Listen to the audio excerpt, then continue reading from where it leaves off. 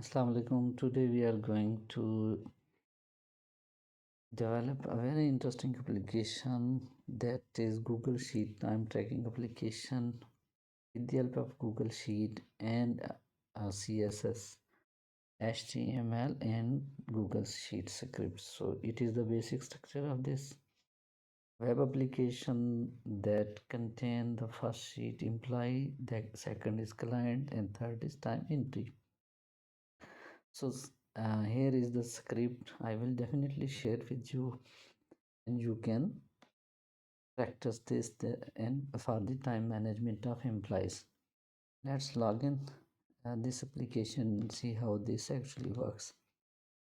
So here it is the username. So after entering username we will move forward, see how this actually works.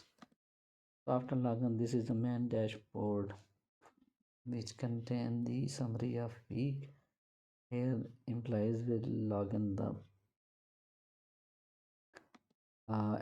select the client and then press the start button. This will start the time.